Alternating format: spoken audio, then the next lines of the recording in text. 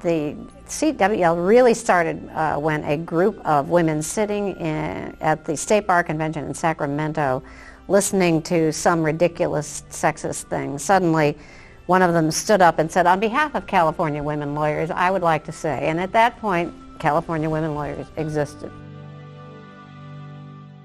There was nothing secret about being abusive or discriminatory to women. So when I first got here, which was in '72, I had been active in the Bar Association where I had come from, so I thought, well, I'll get active in the bar here too. And the first bar meeting that I went to, I kid you not, a guy pinched me on the butt. So there was discrimination, and yet within the professorial roles at law school, they were very encouraging. Although I think there were also a significant number who were pejorative. And so coming from that, that's why I was interested in founding California Women Lawyers. When I saw a handful of women and several hundred men in my classroom, I realized we really had to help each other. But in those days, it was relatively routine for the women judges to be treated with great disrespect. And if a trial attorney was attempting to control the courtroom, which is obviously what trial attorneys do, they would attempt to marginalize the trial judge and as much as possible ignore the trial judge, et cetera, et cetera. And also they would demean women attorneys if there were any women attorneys who were appearing in court. It was a very, very tough time, very, very tough time in those days. I'll never forget a judge now retired, Christine Pate, was then a lawyer, and she rose to speak in favor of the resolution to change the management and control laws by resolution. And the entire hall erupted in laughter, derisive, ridiculing laughter. And men sort of saying to each other, my wife, yeah, right, my wife having management and control. It was one of the most humiliating moments of my life. So we're at the bar convention, and as these things happen, you know, you wind up in the restroom, and there's always a line in the women's restroom, and before you know it, there are other women from other delegations, and you start talking, and this resolution, that resolution, and what's going on in your community. The Women Lawyers of Los Angeles hosted a dinner every year in which they would bring out resolutions that were of interest to them. And there was a matter that was actually, I guess, pending on the governor's desk. And somebody, probably Women Lawyers of Los Angeles, was trying to gather support to have people write letters, you know, sign. And each time somebody would say, I'd love to, but I'd have to go back to my board and get permission. So this was going on. And finally, I sort of got tired of it all, and I stood up and I said, look, everybody here is from all over the state. They don't really care who signs these things. They just want to have things in. So why don't we just call ourselves a statewide women lawyers organization of some sort and write a letter, and anybody that can sign can sign.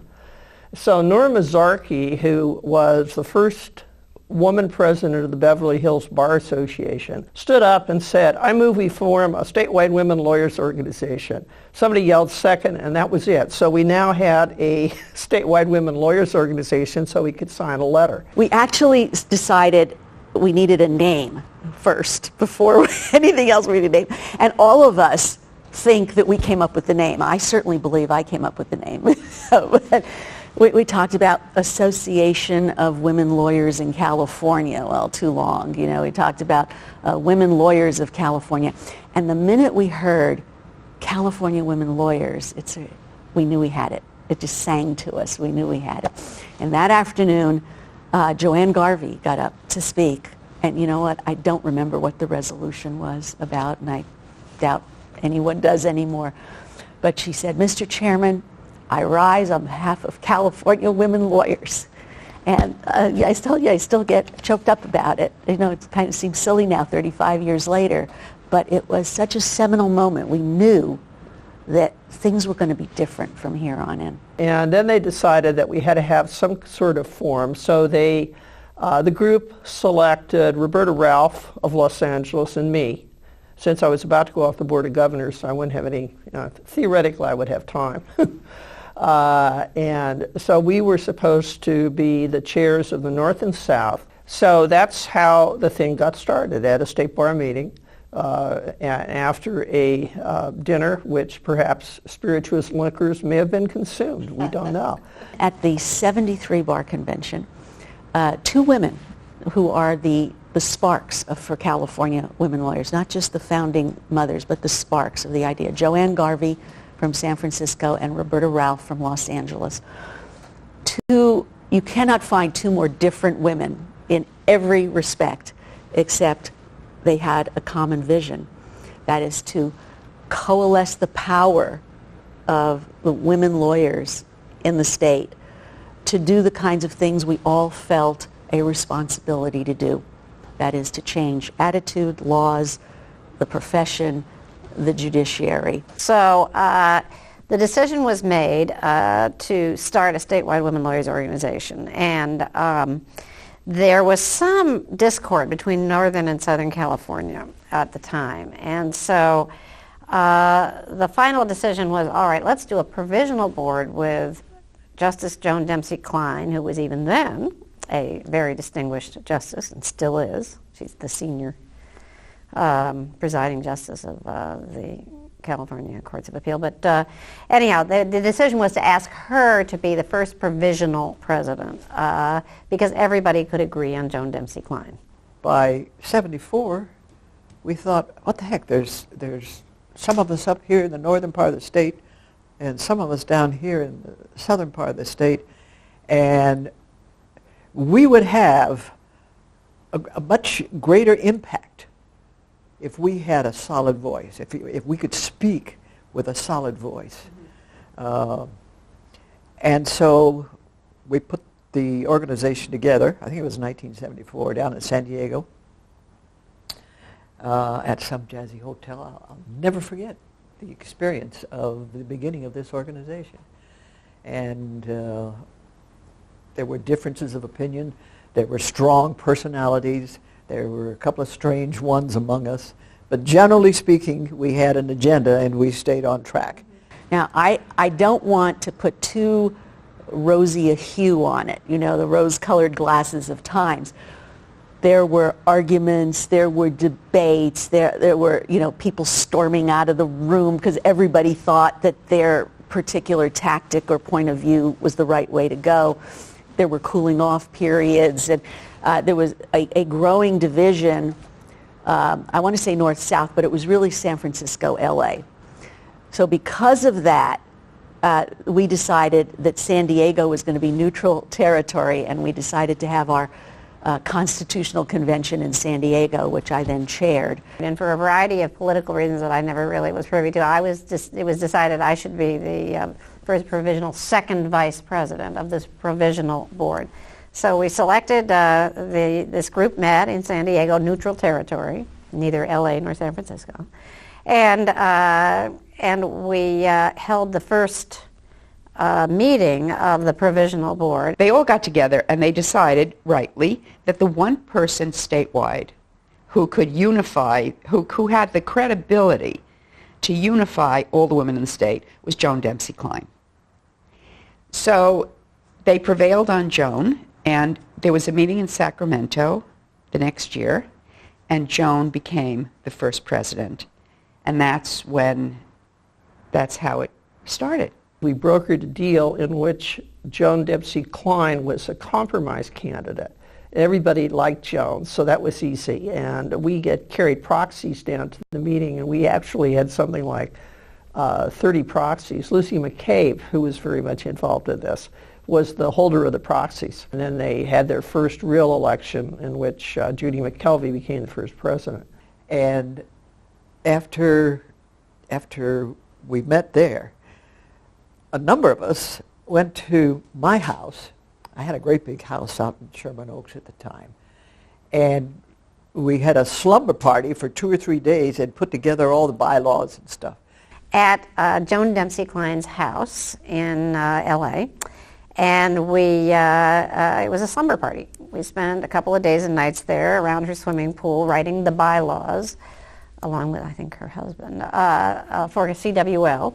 And it was just a fabulous group of people. And it's now been called the slumber party because we got in our pajamas and worked through the night. And we came up with what is basically the document today that is the founding charter for California women lawyers. So they brought me in to be part of the southern contingent that met with the northern contingent when we were initially trying to form what we would be. I initially started out when California Women Lawyers was first formed as one of the governors from San Francisco, District 4. I made sure Judy Chani, who was at that time, she may have been president of the barristers, was aboard because that gave us the Pillsbury Xerox machine. And that's very important when you don't have any money. So we put together a group, and we had, for example, from Santa Clara, we had this woman, attorney from the the Public Defender's Office named Rose Bird. And she came to our first meeting. We had Faye Stender. The first meeting was at Joanne's office, and I can't remember whether it was Pillsbury Madison or the other firm. There were only 2 big firms then in San Francisco, just like there were only 2 big firms down here at the time. Just putting together a brand new organization out of whole cloth, and how that happens, and how it starts with an idea, and many people often having the same idea pretty much at the same time, but then pulling people together from very disparate areas across the state. That is kind of my best memory. When we got the membership list from the State Bar, which were not classified according to sex. But I can remember going through State Bar lists for names of women.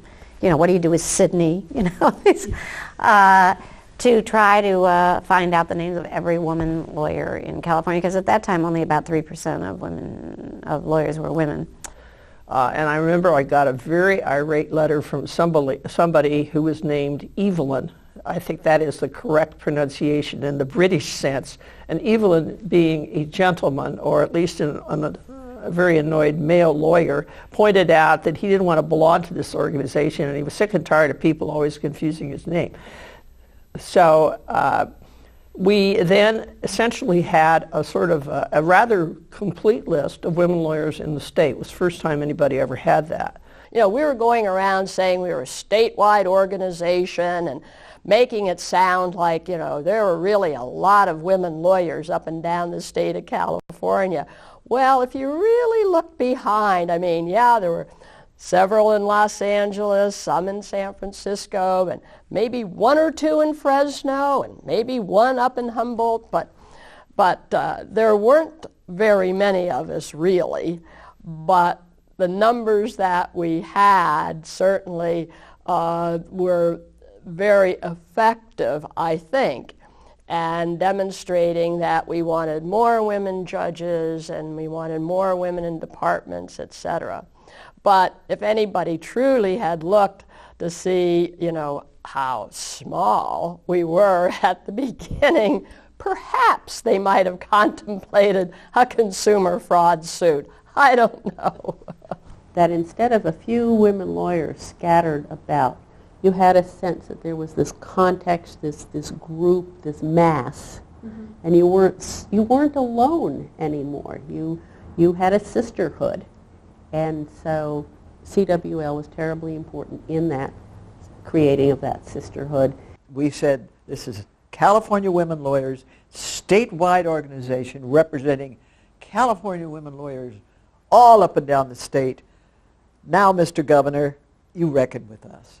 Now, Mr. Candidate for Attorney General, you reckon with us. And we were able to set agendas and pursue them with some legitimacy. And California women lawyers, to me, what it really did was it added legitimacy. It created a context so that there was now an institution representing women across the state of California who could speak for the women lawyers of California and say, this is our position. The organization has really grown, and it has done what we envisioned it would do. It has maintained its significance as a feminist organization, and it has also really helped to bring women into the judiciary, into, to help them in their careers, and that's what I think we all wanted. I mean, everybody's agenda was a little different, but no one disagreed on any part of it. And there were a lot of really terrific women. I mean, Rose Bird was at that first meeting. There are a lot of great women who have worked over the years to do this, so I'm very proud to have been a part of it. Very proud.